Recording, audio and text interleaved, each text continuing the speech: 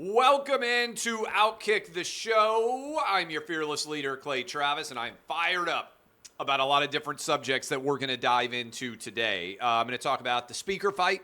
I'm going to talk about crime in this country that is out of control. I'm going to talk about ESPN hiring a racist to argue that sports are racist. Disney stock, maybe not coincidentally, hits a 10-year low. The woke Walt Disney Snow White is upset with a pardon my take. Let me make sure that I jot this down. Woke Snow White is upset with Big Cat on Barstool for his jokes about Taylor Swift and Travis Kelce. So I'm going to talk about all this, but I actually want to start with this. A lot of discussion about who the next Speaker of the House is going to be. 8 Republicans decided that they don't like Kevin McCarthy. They voted alongside of every Democrat to remove him from office. And now we've got to find a new speaker. And so far as I know, there are 2 contenders right now, 2 announced candidates. Kevin McCarthy is not going to run to try to become speaker again. Instead, Jim Jordan, who I know well, he's a friend. I like him, I have for many years. And Steve Scalise, who is also very likable. I don't know him on a personal level, but both these guys have announced their candidacy. So we'll see whether one of them ends up the next speaker. Here is my big takeaway, and I tweeted about this. I talked about it on the show this morning, but I think it's worth talking about. I think the biggest issue that exists in politics today is there is basically a consequence-free universe that we have created. And it's very similar to fandom. And people sometimes say, Clay, you had a national sports talk radio show, and then you went over and you did, and now you took over the rush time slot. Now you've got a politics, current events focused show. How much difference is there? I say, really, politics is becoming sports. People say, what do you mean by that? And I talk about this some in the book, but early on when I started doing sports talk radio, I would always approach stories and I would say, okay, you are, for instance, I'm a University of Tennessee fan. If you used to listen to my local sports talk radio show, 3HL back in the day when I was on daily in Nashville, let me just tell you, from a pure fun perspective, there is not much more fun than growing up in a city, being a fan of all the local area teams, and then getting to talk about those teams on radio, sports talk radio, for a living. Because it's so authentic, right? I may not be 100% rational when I talk about the Titans or when I talk about the University of Tennessee, teams that I'm a fan of, because fandom is mostly irrational.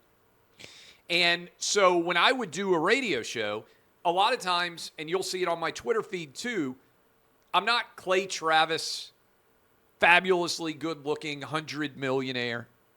I'm just Clay Travis, who grew up in Goodlettsville, Tennessee, watching every game that any kid would have watched in the 80s and the 90s and the early 2000s as just a sports fan with no idea that I would ever be able to make a living giving opinions on sports. Whether you like it or not, there's an authenticity to my experience of being a University of Tennessee fan and a Tennessee Titans fan. And so what I mean by that is the reason why we had the highest rated show in local sports radio and the reason why we created the most successful morning show in the history of Fox Sports Radio, and the reason why OutKick list works, and the reason why I'm now a 100 millionaire is because there's not very much difference between what I say talking to you right now and what I will say in this house later today to my wife or my kids.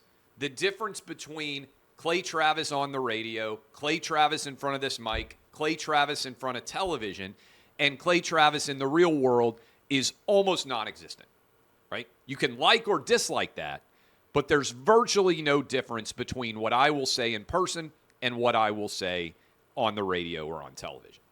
And in fact, if you interviewed my wife, who I've been married to for nearly 20 years, she would say her biggest fear all along, and I write about this some in the book, is she says, you can't say that on radio. That's a great story. You can't say that on radio. I understand that's your opinion. You can't say that. I've made a living saying exactly what I think. And when it comes to this speaker thing, I think a lot of politicians make a living not actually saying what they think. I tell every OutKick employee what I want is smart, original, funny, and authentic. I call it SOFA. If you hit something that is smart, original, funny, and authentic in an article, in a clip, in a take, it does really well because those four things are very rare on the internet. But you almost never have any success unless you have at least one of those four. I think there are a lot of inauthentic politicians. And what I see as I travel around the country, what I saw when I was on the road for the book tour, people are struggling. They're not happy with the way things are going in this country. We're at 40-year high inflation. Many of you watching or listening to me right now, inflation has never been higher in your life. We're at 23-year high mortgage rates. We're about to hit 8% on the 30-year mortgage. Highest in the 21st century. And it's gone from 2.5% or 3% all the way to 8% in the space of about 18 months. Many of you out there, if you were fortunate enough to get a 15 or a 30-year mortgage and you got a 2.5% or 3% rate, you're not going to move for a generation because your mortgage is so much cheaper than the current rates that you don't want to give up a 2.5% or 3% mortgage. And many of you who missed buying a home at a 2.5% or 3% mortgage are now being priced out of buying the home that you want because 8% mortgage makes it unaffordable. And I've said this on the radio, and I'm kind of joking about it. There are a lot of couples out there fighting about this because you got a couple of extra kids now than maybe you did when you initially bought your home. Maybe you've got a kid who's getting to an age where you want to be in a new school district, but you can't afford to leave the house behind because you can't afford to move into the new school district. And this is one of the big issues that's going on with the real estate market in general is that homes are appreciating primarily because there aren't enough homes on the market because a lot of people can't afford to move. They can't afford to leave their 2.5% or 3% mortgage rate, and so it's frozen. They feel frozen in place. House is too big. House is not big enough. Mortgage is too good. You can't leave. Okay? This is important. This is what people are dealing with on a day-to-day basis. Average grocery costs are up 18% since Joe Biden became president. What you used to buy for $100 now costs you $120. Used to be, and I use this as an example because I experience it, I can't go to Chick-fil-A with my 3 boys and my wife and buy a Chick-fil-A meal for my family for under $50 now. I never would have believed that I would drive through a Chick-fil-A drive-through and my cost would be over $50. That used to be what it cost to go eat with my family at Applebee's. Sit-down restaurant with a waitress or a waiter. You feel it. It's wrong. Gas nearly $4 a gallon. Every single person out there has lost money since Joe Biden became president because the rate of inflation has exceeded the rate of wage growth. We got a wide open southern border. Army-Navy is playing in Foxborough this fall, and they are kicking Army and Navy fans out of their hotel rooms so that illegal immigrants can have those rooms instead. 6, 7, 8 million, we don't even know the actual number of illegals have come into this country at the encouragement of the Biden administration. We're spending hundreds of billions of dollars to protect Ukraine's border, and being lectured by our American political class if we don't support that 100%, while we won't even protect our own southern border. What sense does it make that our American political class is more concerned with protecting Ukraine's border than they are with protecting our own border? We're $33 trillion in debt. Every year we're going to add $1 trillion in debt and more. We're doing nothing to fix this. We spent more money to fight COVID on an inflation-adjusted basis than we did to beat the Nazis in World War II. Our political class is failing. We're at 21st century high in crimes, and I want to share you a story that I just can't stop thinking about. Guy named Chris Wright, 38 years old. Born and raised, I believe, in my mom's hometown of Chattanooga, Tennessee. My mom grew up in Red Bank, Tennessee. My grandparents lived on Trenton Street. I spent a lot of time in Chattanooga, Red Bank, Tennessee as a kid with my grandparents right there in the Chattanooga area.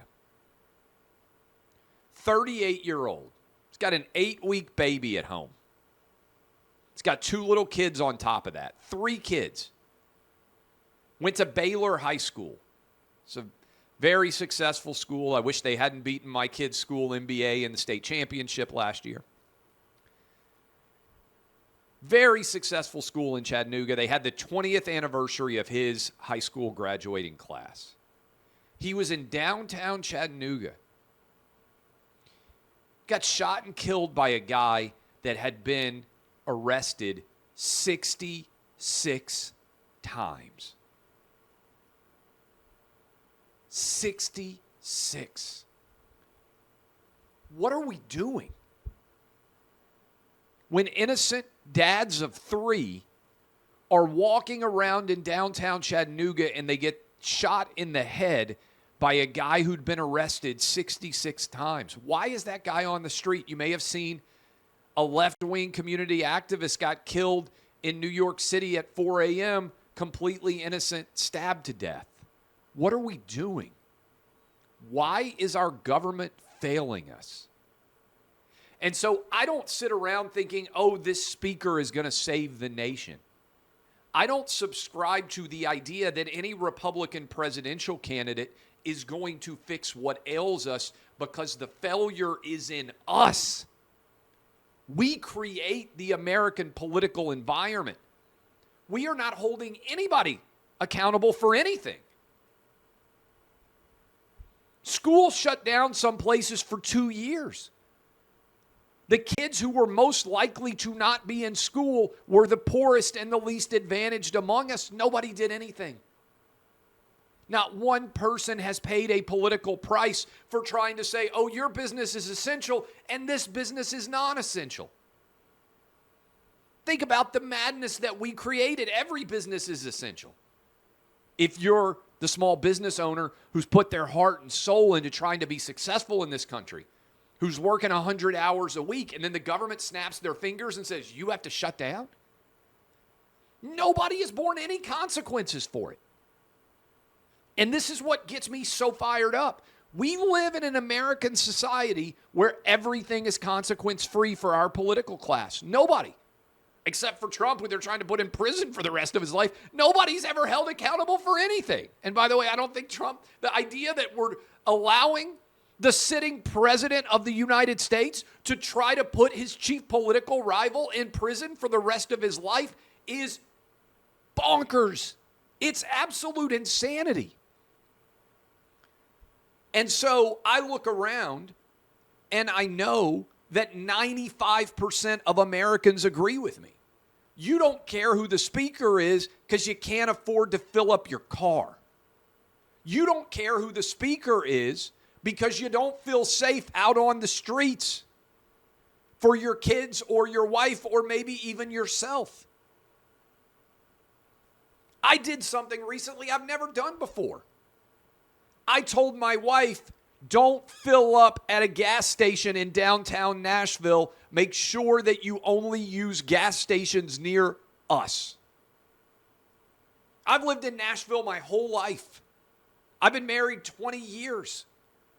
We lived in an inner city neighborhood for years. I've never said to my wife before, don't fill up at a gas station in Nashville after dark.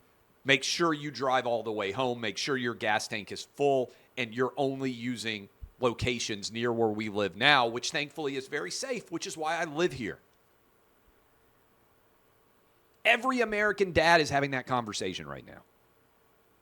Every American granddad is having that conversation. Every mom and every grandma feels it. The country is broken. That's real. And so people get all fired up. Oh, who's going to be the next speaker? Only 10% of Americans can even name the speaker. No one is saving us. And there's so many people out there that are looking around and they're like, oh, this guy's going to be the savior. This girl's going to be the savior. No.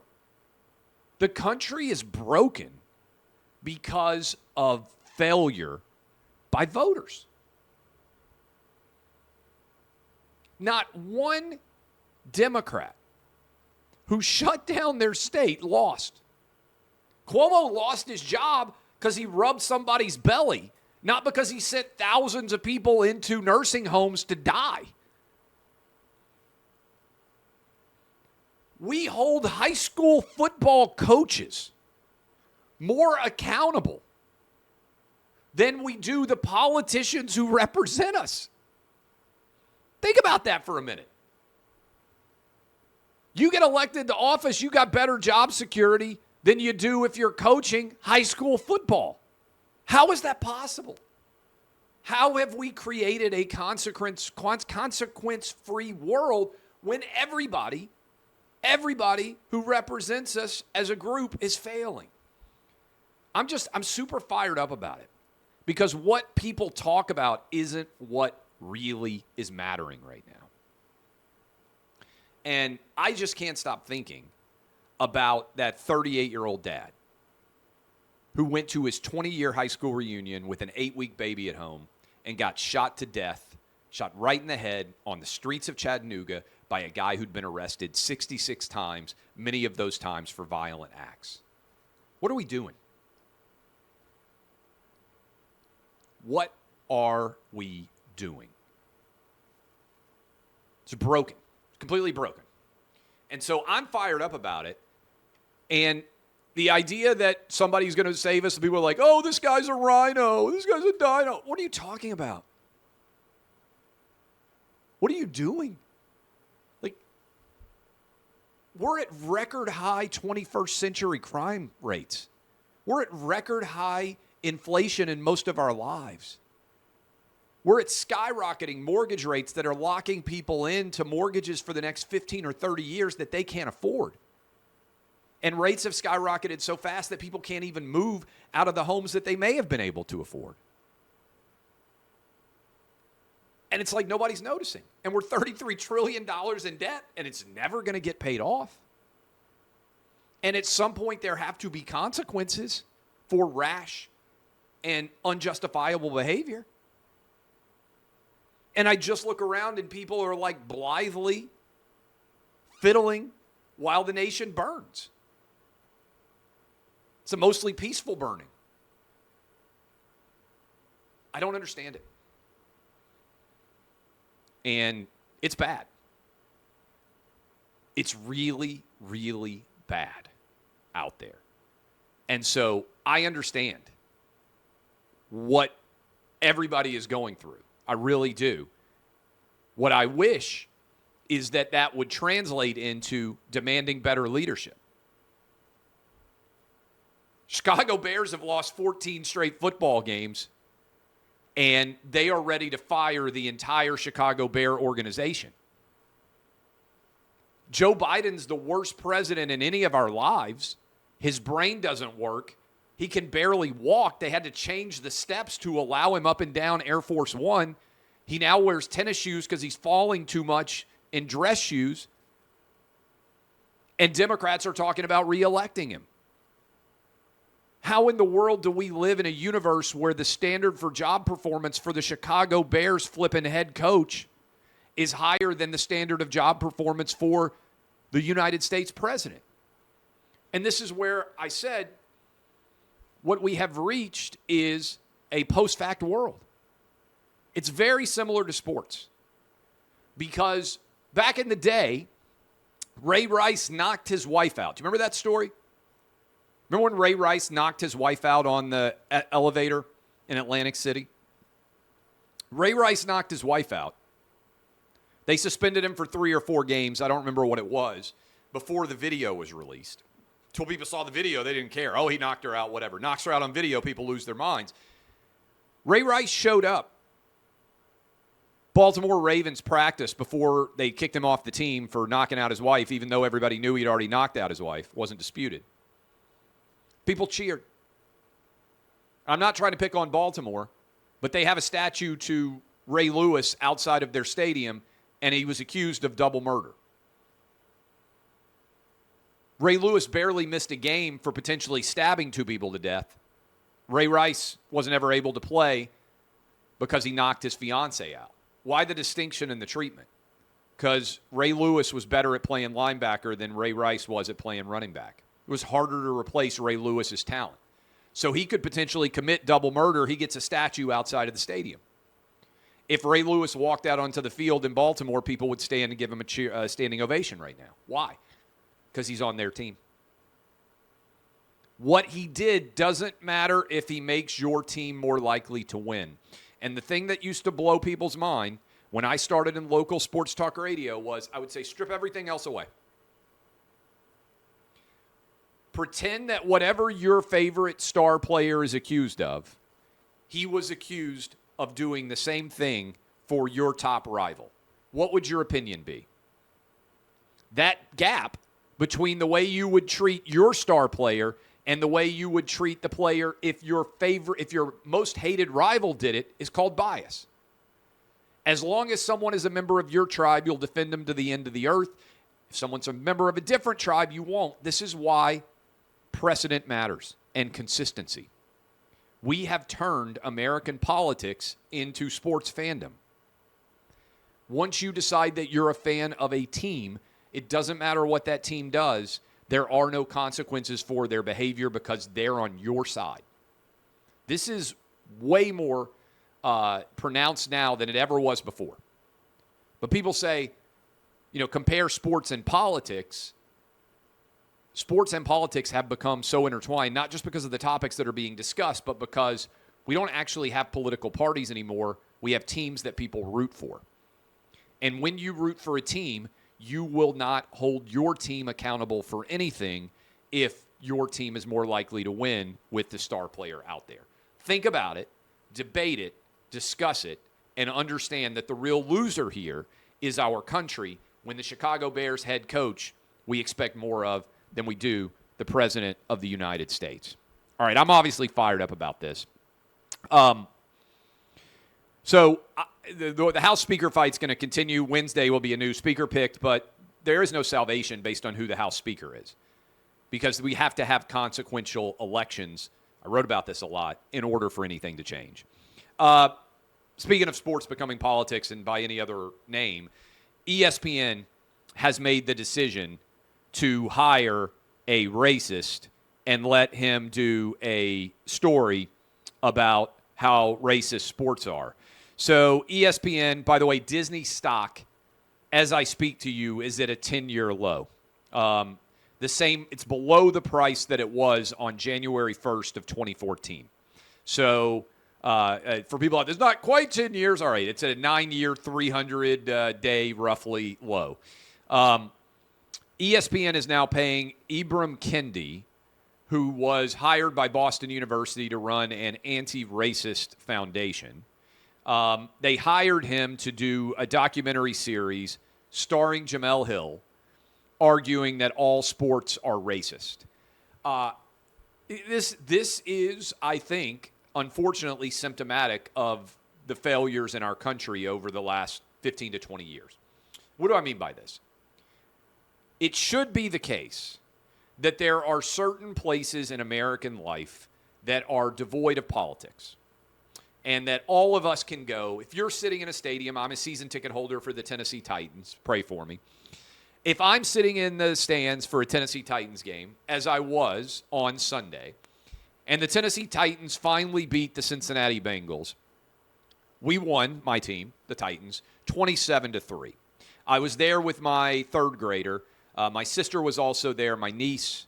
We're sitting in the same seats that my family has had since the stadium opened.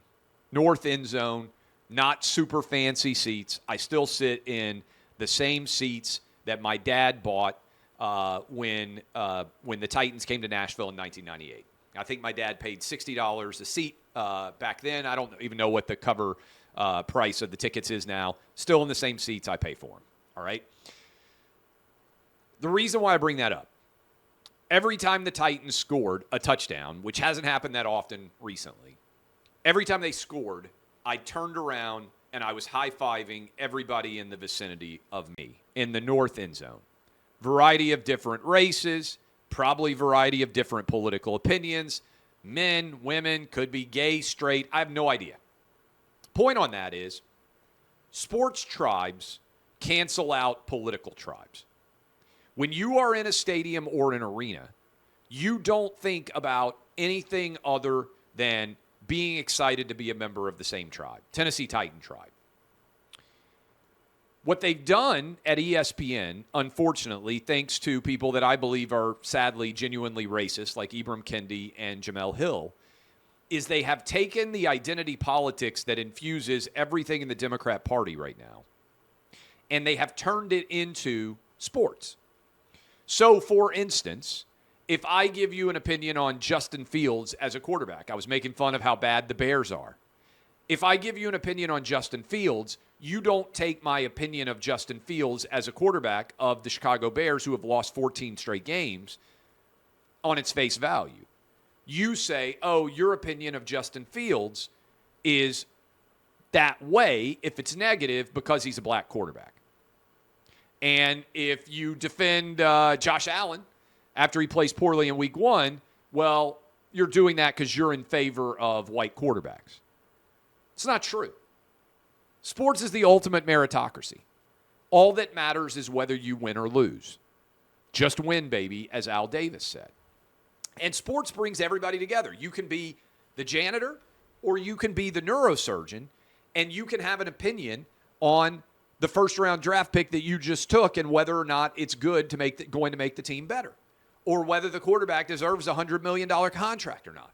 We're all equal in our sports opinions.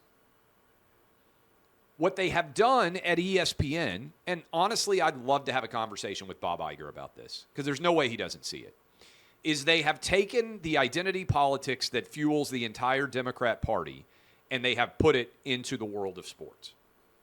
So we no longer make decisions about whether a guy or girl is the best at their sport. It's an argument about their identity impacting our opinion of how they're doing in the sport. Such that if you're a white guy on ESPN right now, you can't even say that a black guy sucks at playing quarterback, because immediately the argument will be, oh, that's because you're racist. This didn't exist in the 90s and the 2000s. Best guy, best gal won. I don't think it's a coincidence that as Disney has gone woke, the stock price is tanked. It's at a 10-year low. And again, if Bob Iger were sitting here, I would say, what are you doing, dude?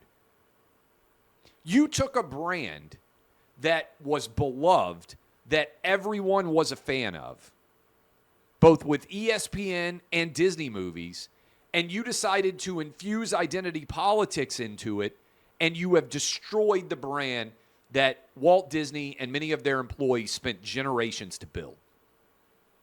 And for what?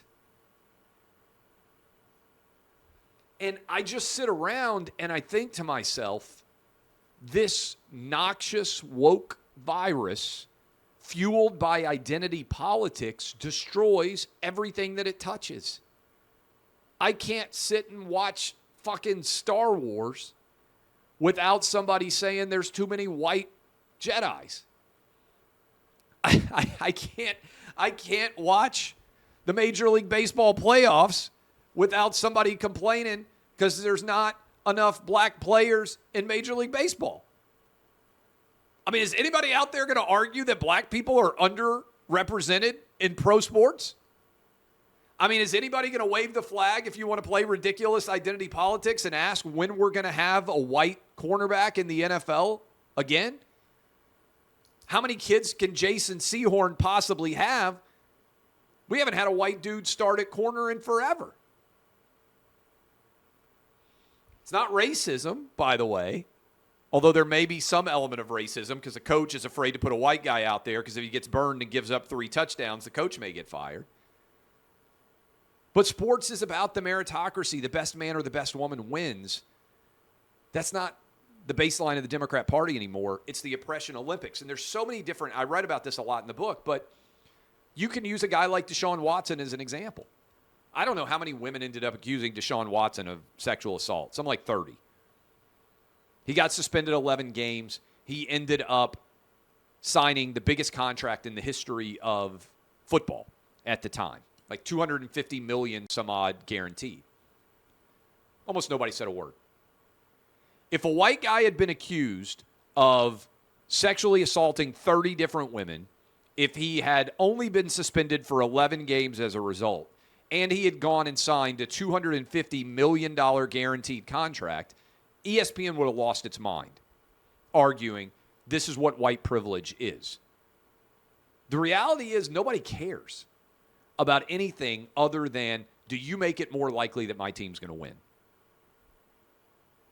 I've said for years, people are like, oh, Colin Kaepernick speaks out. If Colin Kaepernick had taken a knee and said that he thought gay marriage needs to end, the same people cheering on Colin Kaepernick would have immediately demanded that he be fired. Making political statements in uniform at work, whether you're Colin Kaepernick or the fry guy at McDonald's, is a bad idea. Okay, I've written all about it. I've talked about it. I'm 100% convinced that I am right from a business perspective. I don't want to know who my UPS driver voted for. I don't care what my Walmart greeter thinks of Joe Biden or Donald Trump or anybody else, right? Just do your job. Say hi. Bring me my package. All right? The legacy here that was created is, look, Aaron Rodgers back in the day, he could have taken a knee during the national anthem because he thought ISIS was being unfairly treated.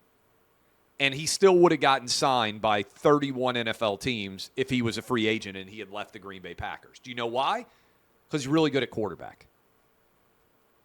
As long as you are talented, so long as your talent exceeds your problems, you're always going to be employed. It's the number one rule of sports. And so I see all these lies out there. And I see so few people. I mean, look, Trevor Bauer, Mel Tucker. I see guys getting railroaded every day. And almost nobody will say anything. Almost no one will speak out. And I just look around, and I mentioned this woke Snow White chick.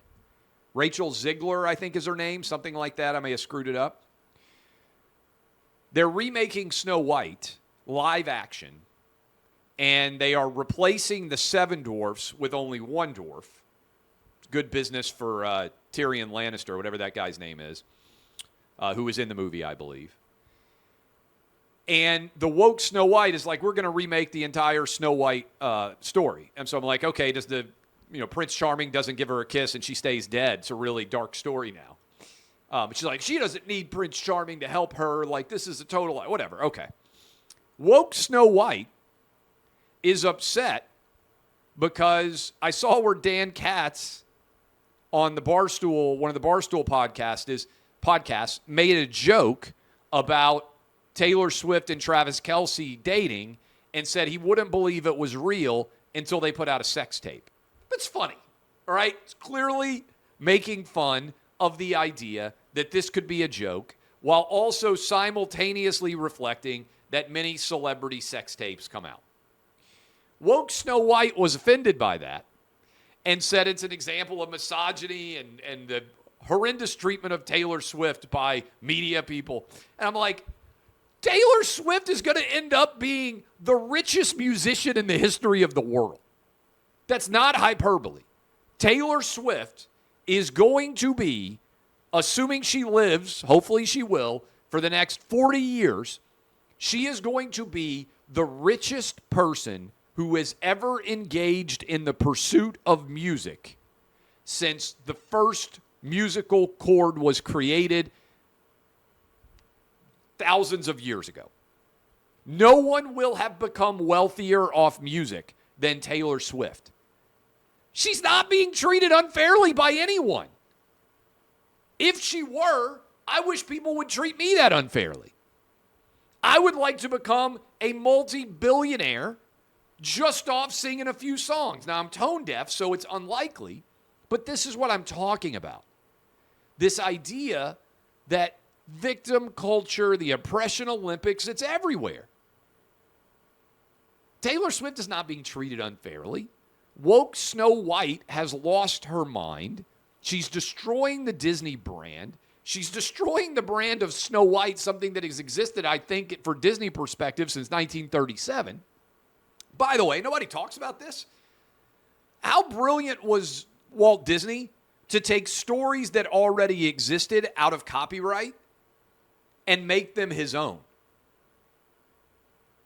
I mean, nobody talks about how brilliant that was, but he basically took all these fairy tales, turned them into animated films, and now a lot of people think Snow White was just a Walt Disney creation in the first place. That's capitalism, baby. All right, I am fired up. If you like the show, go subscribe. It's going to be distributed soon, I think, through the Clay and Buck podcast as well. Go buy the book if you enjoyed this show. My name is Clay Travis. Tomorrow, we're debuting a new show. I'm going to give you all my gambling picks for college football. I'm going to give you all my gambling picks for the NFL. And I'm going to do it with my good friend Kelly Stewart, formerly of Barstool. Kelly in Vegas. Early announcement. I think we're announcing it later today. We're taping the show tomorrow, so I might as well say it. She's going to be with us, and we're going to start doing a weekly gambling show. I think you guys are going to love it. She's fantastic. We'll do that tomorrow. It'll be up. This has been OutKick the Show. DBAP, unless you need to SBAP.